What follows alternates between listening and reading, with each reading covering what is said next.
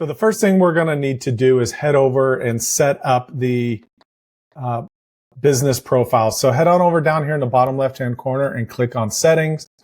And then you'll see right here, you'll automatically already be on the business profile. So over here, we have a couple of different areas that we'll want to focus on. So the first area we're going to focus on is the general information. So upload your business logo. You want to make sure that it's 350 by 180. And again, you can use that in Canva.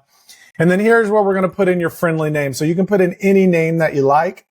You can put that right in there. And then here is going to be information that is going to be used for compliance when it comes to setting up your phone number. So if you read right down here, it says enter the exact business name that has been registered with your EIN. And so if you have an EIN number, they send you a federal document. You'll want to take that corporate document and go find the legal name, and you want to type it in exactly the way that it's listed on that document.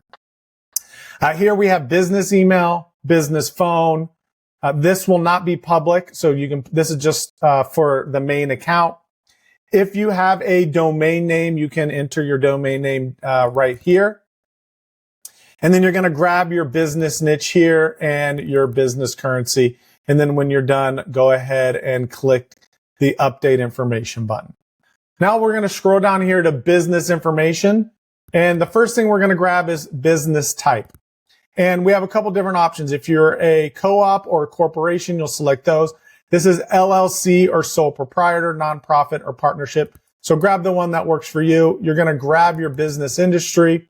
And then we're going to grab EIN number if you have that. If you don't have that, you're still going to grab the exact same one, okay? Then if you do not have an EIN number, you're going to check this box. But if you do have one, enter that in, and then we're going to check USA and Canada. Now we'll scroll back up here to the top to the physical address area. So type in your address. Again, this is going to be the exact business information that appears in your EIN listing. So fill that information out all the way down. Make sure you select your time zone. That's very important. And then you want to grab your performance your platform language, and then the outbound communication language as well. And then make sure we click update. Now here is the authorized representative.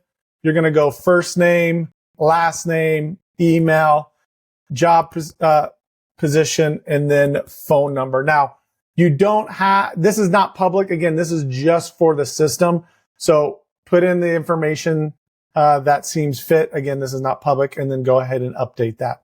Now we're going to scroll down here to the general area. And a couple things I would make sure I check on is merging contacts with the name. This is only for incoming messages from Facebook. It'll add it'll merge it together if their names are exactly the same. We also want to make sure that we have email. When first email is turned on, we want to verify those emails, and then we need to make sure we have this turned on, and then make sure this is unchecked. Other than that, when you're all done, make sure you hit save one more time, and then you are all done with this video.